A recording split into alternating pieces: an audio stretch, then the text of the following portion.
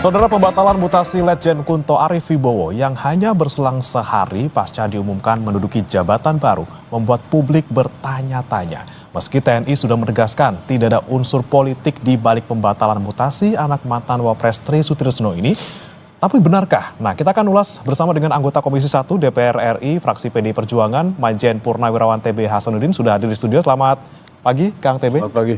Selamat pagi. Kemudian ada juga yang hadir di studio, Mas Adi Praitno, Direktur Eksekutif Parameter Politik Indonesia. Selamat pagi, Mas Adi. Selamat pagi, Mas. Baik, siap. Dan hadir juga melalui sambungan daring, Saudara, ada Soleman B. Ponto, Kabais TNI 2011-2013. Selamat pagi, Pak Soleman. Selamat pagi Pak TB. Selamat pagi. Ini reuni Selamat pagi Pak Adi. Pak Soleman dengan Kang TB. Tapi saya ke Pak Soleman dulu. Pak Soleman, ini lagi gonjang-ganjing dia beberapa hari terakhir. Oke lah, kita tahu ini sesuatu hal yang sangat lumrah terjadi di tubuh TNI, rotasi dan segala macam.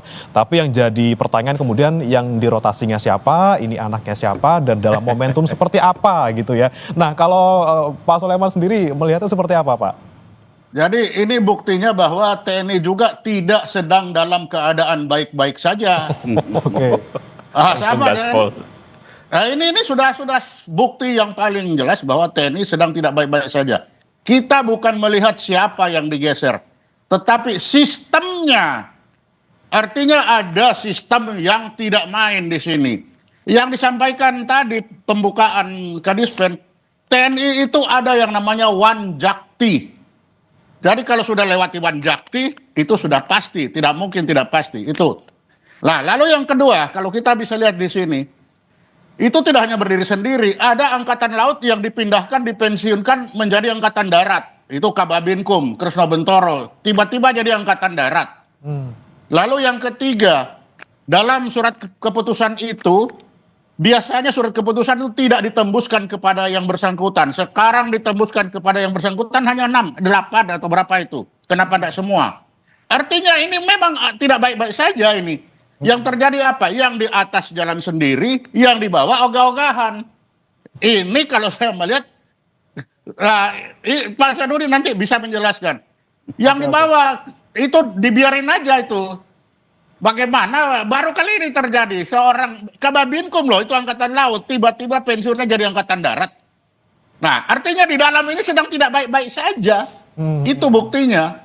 Oke, memang kita lihat tidak hanya soal satu orang saja, tapi secara keseluruhan ini sedang tidak baik-baik saja, betul Kang TB kalau melihatnya? Iya, jadi sangat tidak baik-baik saja.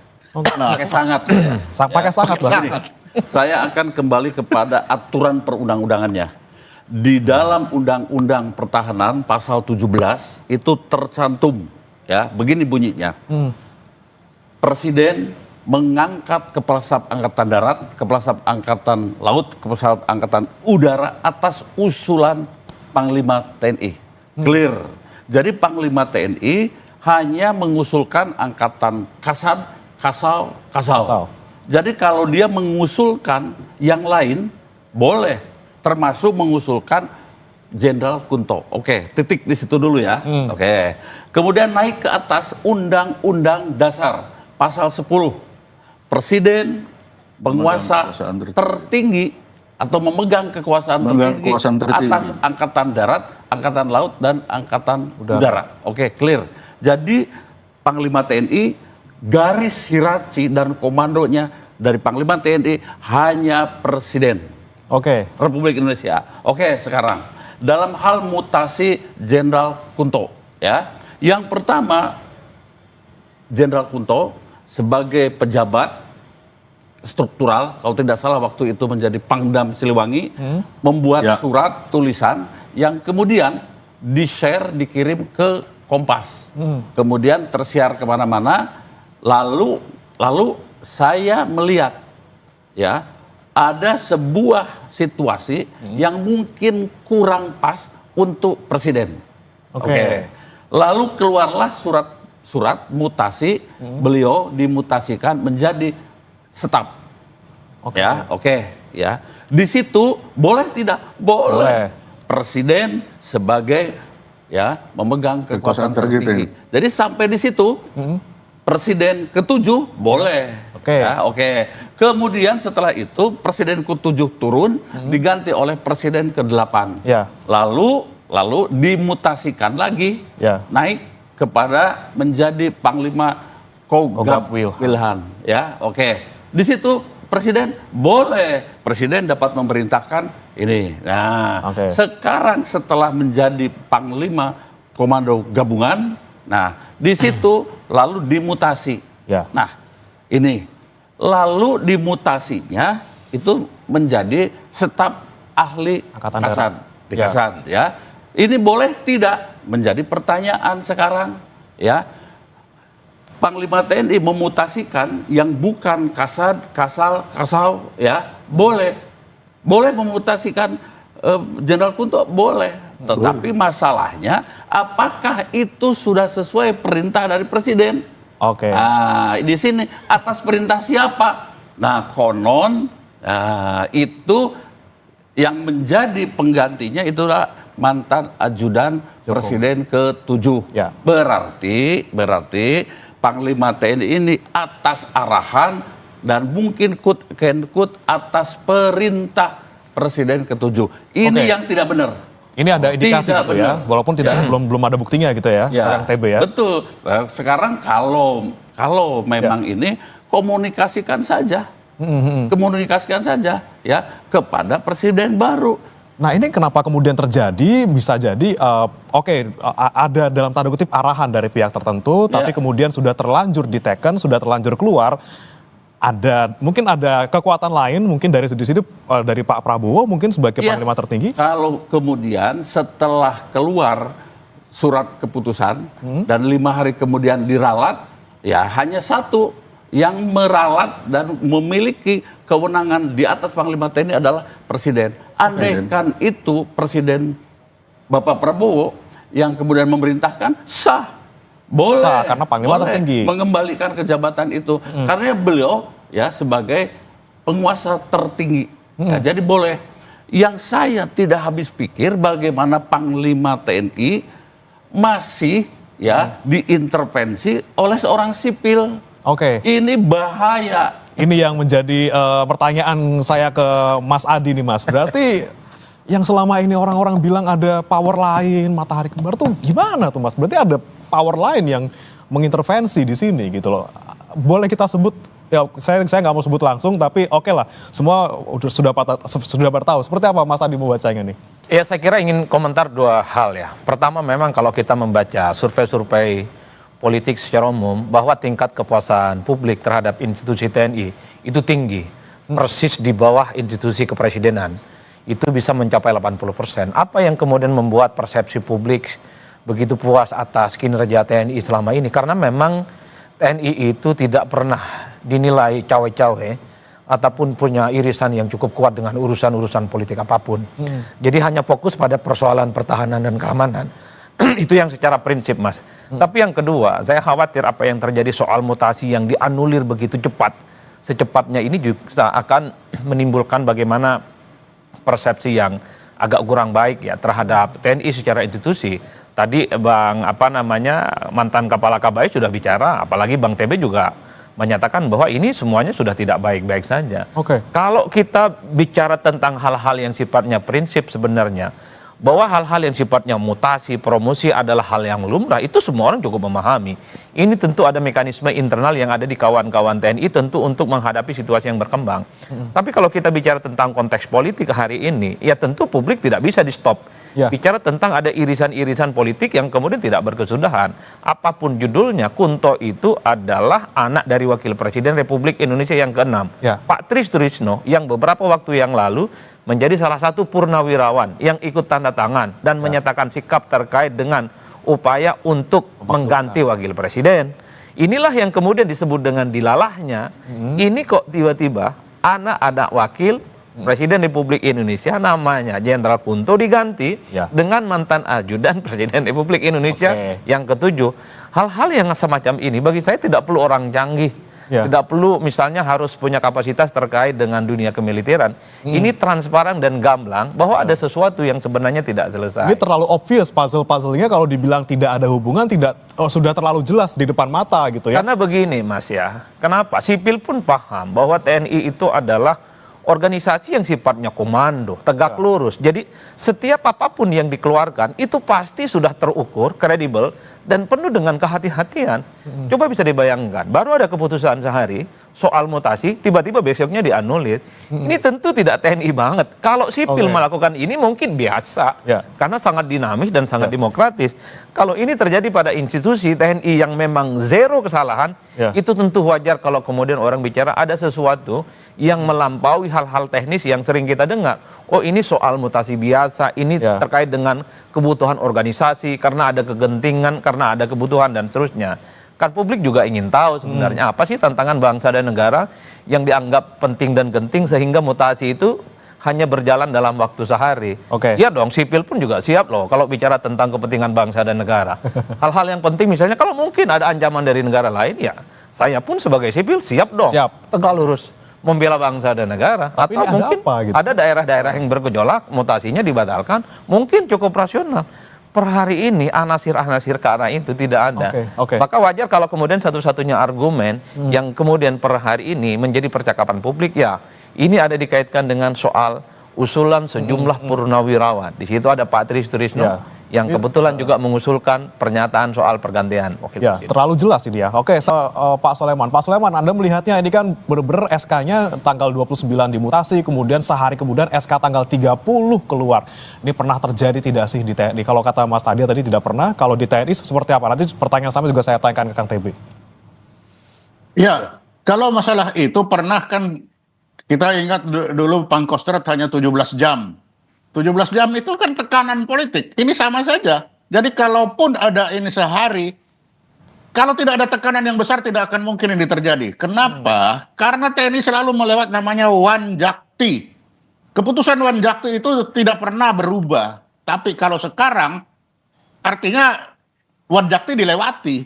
Kalau Wanjakti sudah dilewati, artinya sistem yang ada kuat di dalam ini sudah rusak sekarang. Dan kerusakan ini kita bisa lihat lagi bagaimana yang membuat surat perintah itu juga ogah-ogahan. Apa itu? Ya Kababinkum yang angkatan laut tiba-tiba jadi angkatan darat. Lalu ke bawahnya lagi, tembusannya harusnya tidak perlu sampai yang bersangkutan, ditulis yang bersangkutan. Artinya apa? Yang bawah ini ogah-ogahan, yang atas juga sudah asal jadi. Pokoknya siapa saja yang bisa memerintahkan dijalankan. Tidak lagi.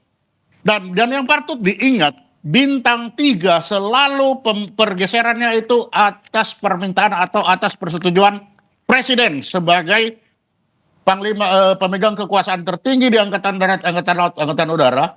Pergeseran bintang 3 selalu di bawah diketahui oleh presiden, harus diketahui.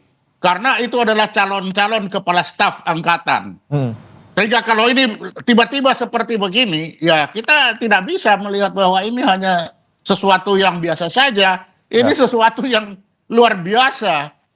Dan kalau saya melihat juga, ini salah satu akibat dari Undang-Undang TNI yang memperpanjang perbintangan ini supaya pensiun lebih panjang. Yang bawah ini ogah-ogahan. Ya udah kita cungkil aja yang atas biar aja cepat geser dia. Biar kita juga cepat naik. Jadi ini sudah tambah rusak ini sistem ini. Ini sesuatu yang luar biasa, Kang TB. Kemudian tadi disebut juga Wandikti seperti tidak punya taji lagi seperti itu. Wanjakti. Ya, Wanjakti. Nah, terus kemudian disangkutkan lagi ke RUU TNI yang ada pengaruhnya. Seperti apa Kang TB melihatnya? Jadi begini ya, kalau RUU TNI ini mohon segala hormat ya, belum ada perpres atau mungkin keputusan-keputusan lain. Jadi kita tidak bisa dulu ya mendiskusikan RUU atau sekarang menjadi undang-undang TNI. Tetapi menurut hemat saya, Panglima TNI ini sudah di luar ketentuan. Ya, contoh saja yang tadi disampaikan oleh Pak Ponto soal pemindahan ya perwira tinggi angkatan laut menjadi perwira tinggi angkatan darat di Kepala Staf Angkatan Darat ya itu.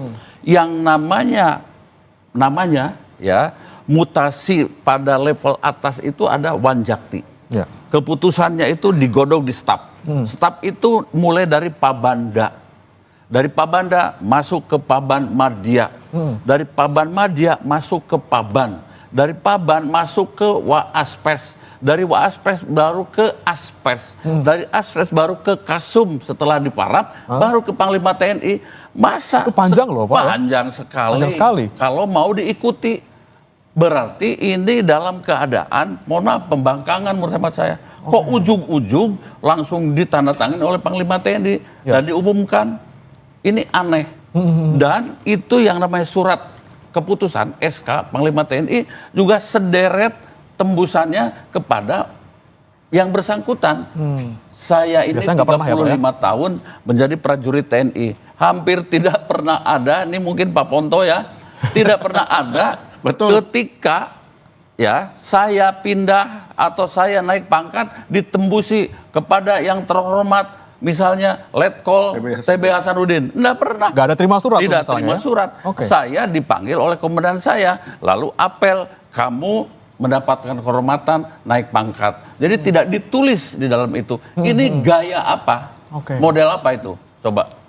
Ya itu saya juga tidak bisa menjawab, yang menjawab Kang TB sebenarnya Iya. kan, Kang TB yang ada di sana. Tapi saya mau tanya ke Mas Adi. Mas Adi, kalau Anda melihat ketika nih di antara tanggal 29 kemudian berubah di tanggal 30 SK-nya, ini ada apa nih sebenarnya, Mas? Apakah misalnya kok kayak gini nih misalnya Pak Prabowo nih, saya anggap Pak Prabowo ini melihatnya ini seperti apa? Ini ada apa? Ini kok kemarin ada mutasi? Wah, nggak bisa nih. Ini lagi kondisinya, momentumnya lagi tidak pas gitu. Anda melihatnya gimana nih, Mas? Emang ada kekuasaan Pak Prabowo yang ini ditunjukkan misalnya untuk kayak saya masih punya taji di sini, jangan sampai saya membiarkan sesuatu yang tidak disukai dalam tanda kutip oleh publik terjadi seperti itu. Ya, bagi saya sebenarnya secara prinsip, semoga tidak ada sesuatu yang serius. Ini murni misalnya soal kebutuhan organisasi untuk menghadapi begitu banyak dinamika dan perkembangan zaman lah. Tapi kan suatu hal, kenapa ini berubah secara drastis dalam hitungan sehari misalnya? Kita kan sering mendengar, Mas, no viral no justice. Jadi ketika ada mutasi dari Kunto kemudian digantikan oleh mantan ajudan, mantan presiden Republik Indonesia, kan orang semua ramai bicara. Ya. Semua lini masa, media sosial, media cetak, kemudian koran, TV, semuanya bicara. Ini ada indikasi-indikasi yang terkait dengan situasional politik yang berkembang hari ini. Nah, praktis setelah kegaduhan itu muncul, berubah secara drastis, ada penganuliran terkait dengan mutasi itu. Artinya apa?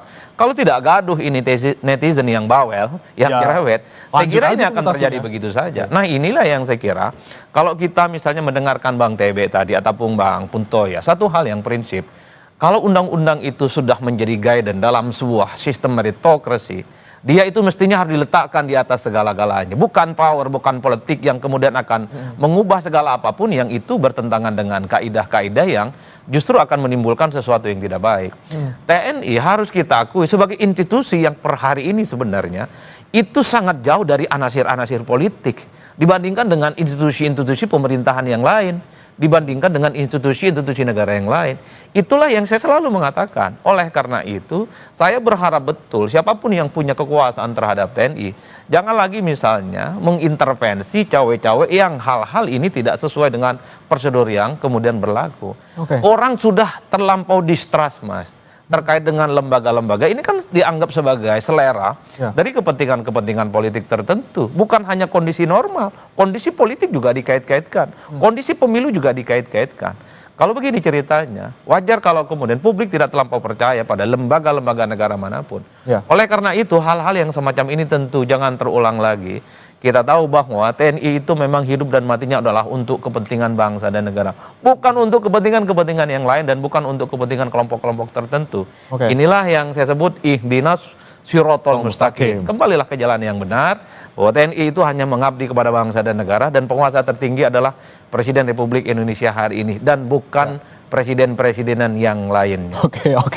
Jalan yang lurus tadi, poin yang lucu, ya bukan lucu ya, itu poin yang menarik ya tadi, Siratul Mustaqim ke yang lurus gitu. Tapi saya mau nanya ke Pak Soleman. Pak Soleman, kalau sekarang yang sudah diputuskan gitu ya, dianulir gitu, di dalam tanda kutip ditangguhkan gitu SK mutasinya, ini apakah sudah sesuai dengan jalan yang lurus, tidak jadi dimutasi atau ditunda mutasinya seperti itu?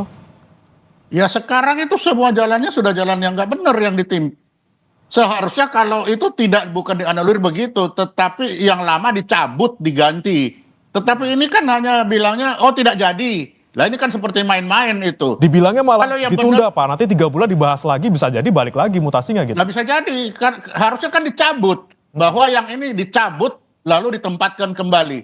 Kalau ini hanya bilang nomor 4 ini terjadi kekeliruan, dicabut. Lah ini mengaku terjadi kekeliruan, ini juga kan memperlihatkan tidak sedang dalam baik-baik saja. Oke. Bagaimana kok ya? Karuan sekalian, oke ini sudah jadi, diangkat kembali. Nah itu akan lebih tegas bahwa ini keputusan kita mengangkat kembali. Tetapi ini terjadi kekeliruan. Ya. Nah kekeliruan ini diakibatkan oleh apa? Tidak mungkin keliru ini kalau tidak ada tekanan yang besar. Ya. Karena tentara sudah punya sistem yang kuat. Jadi keliru ini karena ada tekanan.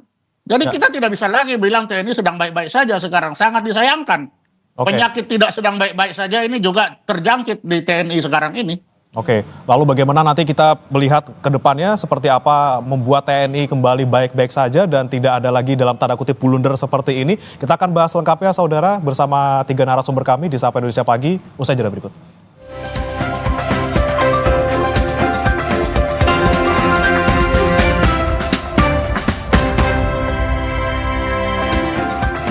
Anda kembali di Sapa Indonesia Pagi saudara dan masih bersama 3 narasumber kami. Ada Kang TB Hasanuddin, anggota Komisi 1 DPR RI, kemudian Soleman B. Ponto, Kabais TNI 2011-2013, dan juga Mas Adi Praitno, Direktur Eksekutif Parameter Politik Indonesia. Tadi menyambung pernyataan dari Pak Soleman terkait ini kok tidak langsung dicabut saja gitu Kang TB. Kenapa kemudian bahasanya ditangguhkan? Nanti kita bahas lagi selama 3 bulan untuk permutasian ini antara jadi atau enggak seperti Ya, pernyataan siapa itu tadi? Kapuspen kan? dari Kapuspen. Akan dibahas 3 bulan lagi. Ya bikin rame lagi lah. Oke. Begitu. Membuat situasi menjadi tambah hangat. Ya, saya akan kembali lagi ke awal nih ya. Ketika Jenderal Ponto itu membuat surat, itu surat itu kan pendapat. Ya. Di era berdemokrasi sah-sah saja. Dan negara tidak akan misalnya terjungkel hanya karena surat itu pendapat seseorang, ya begitu. Itu kemudian jadi heboh dan kemudian terjadi mutasi awal. Seharusnya Panglima TNI melakukan rapat, ya dengan Wanjakti. Lalu kalau ini harus ada perintah mutasi bagaimana? Didiskusikan dengan baik. Oke. Begitu. Dan yang kedua juga ya, yang kedua soal Jenderal Kunto itu ya putra dari Pak Tri Sutrisno. Ya. Pak Tri Sutrisno itu kan sudah menjadi masyarakat sipil. Kalau beliau itu berpendapat di era demokrasi sah-sah saja. Dan menurut hemat saya hubungan keluarga ada, tapi hubungan politik belum tentu. Jadi harus dilihat dulu apakah ada hubungan pernyataannya Pak Tri Sutrisno dengan jabatan beliau ini. Ya. Harus dianalisa dengan baik dan kemudian itu ada jenderal-jenderal dikumpulkan, Wanjakti didiskusikan. Ini bagaimana? Nah, harus seperti itu, harus jeli ya. Jangan tutup mata Panglima TNI. Jadi, oh ya ini tidak ada hubungan dan sebagainya. Saya khawatir kalau hanya hubungan-hubungan ini banyak juga sekarang kolonel, letkol dan sebagainya. Bapaknya itu jenderal-jenderal yang ikut menjadi kemarin datang dan membuat pernyataan itu. Yang 8 pernyataannya. Itu kan banyak putra-putrinya yang jadi anggota militer. Apa itu juga mau dipermasalahkan? Ya menurut hemat saya harus juga kita diskusikan dengan baik-baik. Apa hubungannya ini dan sebagainya. Jangan kemudian disangkut pautkan. Dan Jenderal Kunto sudah dewasa. Masa mau dipengaruhi oleh orang tuanya, ayahnya dan sebagainya. Itu menurut hemat saya naif banget.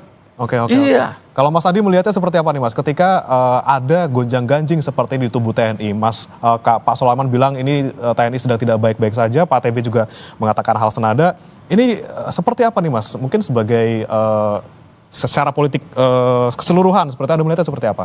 Ya saya kira ini soal timing yang sebenarnya agak kurang pas ya, soal momentum.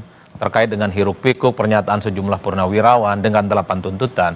Mungkin kalau soal mutasi yang berubah secara drastis ini terjadi tidak dalam situasi yang kemudian terjadi kekisruhan itu, saya kira tidak akan ada persoalan. Paling ini hanya dianggap sebagai sebuah dinamika internal, bagaimana memang TNI itu sedang melakukan sebagai sebuah regenerasi, mungkin mutasi semacam promosi dan terusnya. Yang menjadi ramai memang ketika dikait-kaitkan dengan situasi politik.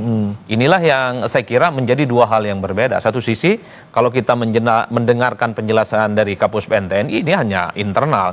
Tidak ada kebutuhan-kebutuhan apapun dari segi eksternal. Oke, tidak ada perdebatan apapun, tapi memang di luar itu, kita juga tidak bisa menghentikan bagaimana publik selalu mengait-ngaitkan terkait dengan situasi yang berkembang, Mas. Jadi yang ingin saya katakan adalah per hari ini TNI itu secara kelembagaan masih menjadi lembaga yang paling banyak dicintai dan disukai oleh rakyat di seluruh Indonesia. Jadi hal-hal yang dikhawatirkan ini menjadi disrupsi, kemudian mengurangi sikap positifnya, tentu di kemudian hari memang harus menjadi catatan dan evaluasi. Semoga hal-hal yang semacam ini tidak terjadi lagi, dan apapun yang terjadi itu murni hanya kebutuhan soal bagaimana mutasi dan rotasi yang ada di internal, dan tidak ada kaitannya dengan unsur-unsur lainnya. Kan itu saja yang sebenarnya bagaimana suasana kebangsaan kita hidup bernegara itu memang itulah yang saya sebutkan. Tetap nyaman, tetap kemudian guyup, dan kemudian tetap bersatu untuk kepentingan bangsa dan negara. Saya kira di situ saja sebenarnya. Oke. Pak Soleman, bagaimana nih? Ini sudah terlanjur rame gitu ya, sudah terlanjur basah gitu ya, sudah terlanjur dipersepsikan sama publik seperti itu. Nah, bagaimana kemudian nanti sekali lagi memperbaiki kekisruhan ini yang tadi Anda bilang dari orang awam pun melihatnya ini lagi tidak baik-baik saja TNI seperti itu? Gampang, ganti mesin. Ganti mesin? Ya ganti mesin. Kan rotasinya diganti saja itu. Ya. Karena ini sudah susah kita memperbaiki. Karena kalau mau memperbaiki ini ya sudah. Di tentara itu selalu kesalahan itu akan ada. Hukuman itu sudah pasti ada. Dan ini sesuatu yang membuat menggoncang negeri ini. Sehingga untuk memperbaiki ya harus diganti baru dulu sistemnya ini. Oke. Kalau tidak diganti baru ya akan begini-begini saja dan tidak akan mengerti. Seperti yang dikatakan Pak Hasanuddin. Ini bukan yang pertama, ini yang sudah kedua kali. Masa apakah kita menunggu sampai yang ketiga kali? Lagu aja bilang jangan sampai 3 kali. Oke. Iya kan? Ya. Kang TB gimana? Jadi ini harus segera. Kenapa? Ini sekarang kita dalam situasi tidak baik-baik saja. Ini sudah kedua kali terjadi. Jangan sampai ketiga kali. Maka ini harus ada rescue namanya. Harus ada. Bagaimana rescue ini jalan untuk supaya ini jangan terjadi kembali? Ya tidak mungkin. Kita lihat tadi apa yang disampaikan ke Dispen tidak cocok dengan apa yang dikeluarkan berdasarkan keputusan Panglima. Kalau keputusan Panglima bilang nanti ini menganulir, Kadispen bilang nanti yang akan datang kita bicarakan lagi. Nah ini kan udah rusak sistemnya ini. Maka kita harus rescue. Ya kita rescue harus secepatnya kita melaksanakan tindakan rescue. Jangan sampai ini tambah rusak ke depan, kan begitu. Oke, Kang TB, langsung ganti mesin atau kita inspeksi dulu motornya atau seperti apa atau diperbaiki dulu sebenarnya? Begini, kalau saya lihat ya pimpinan TNI ini sudah tidak efektif lagi. Mengapa? Ya, jadi mudah diintervensi, mudah dikendalikan dan bukan oleh presiden loh, ya. Oleh di luar kapasitas, ya, bukan siapa-siapa dan non jabatan. Ya kalau misalnya orang sipil masih bisa mengendalikan Panglima TNI, matilah kita. Itu yang pertama. Dan ini bukan yang pertama saja, yang sebelumnya saya juga sangat sedih. Ada sebuah pernyataan yang mengatakan ini kan lagi di TNI lagi dibully lah bahwa akan kembali ke dui fungsi. Tiba-tiba Panglima TNI mengatakan ya bahwa bukan kembali ke dui fungsi, bahkan TNI sudah multifungsi.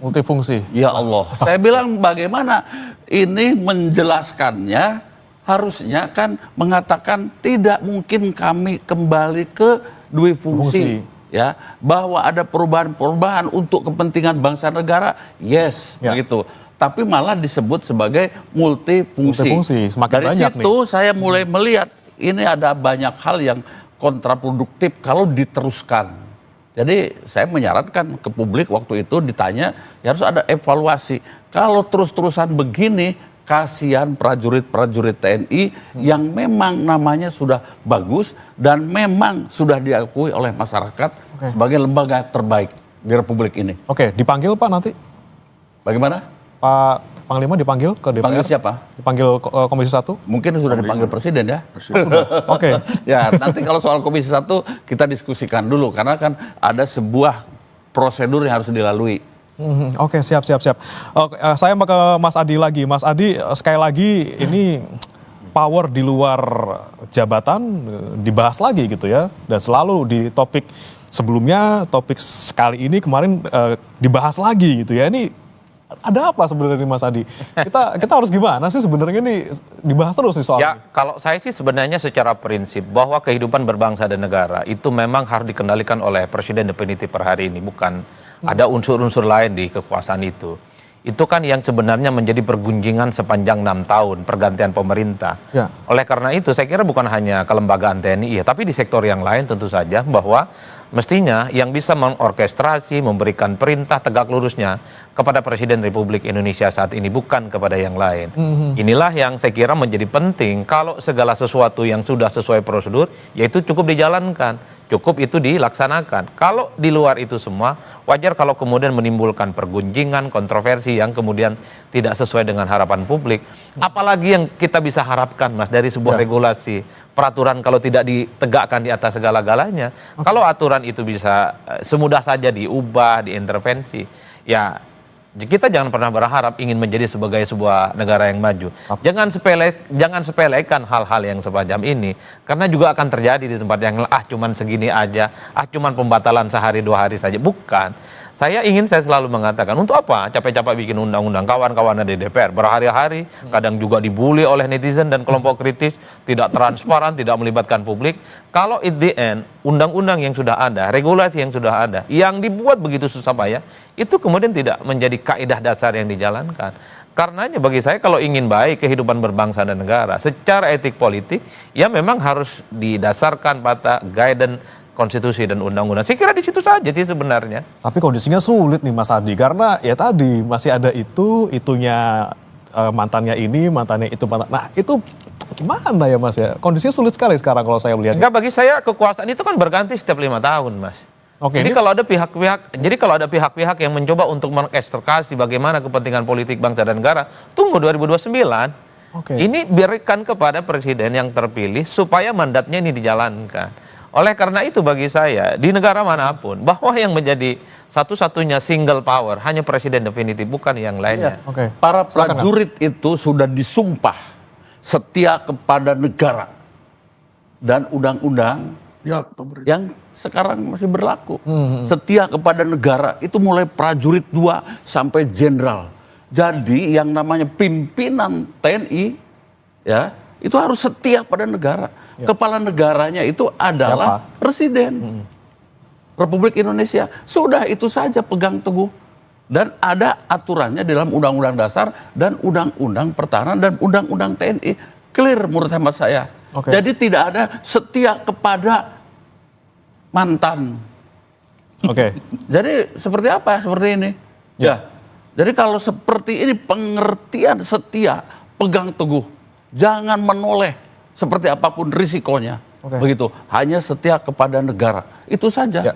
Jadi kembali lagi, saya berharap pegang teguh prinsip-prinsip dasar apa yang sudah ditanamkan sejak kami dari Akademi Militer. Dari itu sudah sangat mendasar dari sangat mendasar. Awal masuk TNI. Tiap malam kami disumpah membaca sumpah sebelum tidur. Setiap apel malam, begitu. Bahkan pagi hari juga ada mengucapkan Sabta Marga Sumpah Prajurit. Masa itu tidak melekat sesudah berpangkat bintang 4? Oke, siap. Saya terakhir ke Pak Sulaiman, silakan terakhir singkat saja sebelum kita tutup, Pak Sulaiman. Ya, mengulangi Pak Syarudin, memang sumpah kita itu yang setia kepada pemerintah dan negara kesatuan Republik Indonesia. Jadi tidak setia kepada yang lain-lain. Jadi untuk itu karena TNI ini berpegang kepada sistem, mari kita perkuat sistem ini lagi. Ini bukan karena manusianya, tetapi ini karena sistem yang harus ditegakkan. Kalau nanti surat keputusan Panglima ini sudah tidak dihormati lagi secara intern, tidak hanya keluar, intern, rusaklah tentara ini. Kalau tentara rusak, rusaklah negeri itu. Ini, karena itu marilah kita kembali, siapa yang bisa memperkuat ini? Segera kita perkuat sistem ini, supaya kita bisa memiliki tentara yang kuat, yang tidak dipengaruhi dari mana-mana saja. Oke. Demikian. Baik, saya terakhir sekali lagi ke Mas Adi, terakhir singkat saja Mas Adi, bagaimana nih kemudian bisa pemerintah memperbaiki situasi dan juga pandangan publik yang sudah terlanjur, kemudian kepercayaannya menurun karena ada polemik seperti ini. Terakhir aja Mas. Ya saya kira konstitusi itu adalah panglima dalam menjalankan kehidupan berbangsa dan negara. Kalau konstitusi gampang-gampang misalnya diakal-akalin, diubah-ubah, saya kira itu agak rumit. Ini bukan hanya soal terjadi per hari ini Mas, tapi terkait dengan politik, sosial, ekonomi. Yang ingin saya katakan adalah sebuah negara itu menjadi konsisten, kemudian dia akan konsisten menjadi negara yang maju. Kalau semua regulasi yang sudah dibuat itu dijalankan, saya kira di situ konteksnya. Jangan ada lagi fatsun politik di luar kekuasaan dan presiden definitif. Itu yang sebenarnya kita sampaikan sejak bertahun-tahun yang lalu, bahwa jangan oranglah yang kemudian mengikuti apa kekuatan di luar konstitusi yang sudah ada.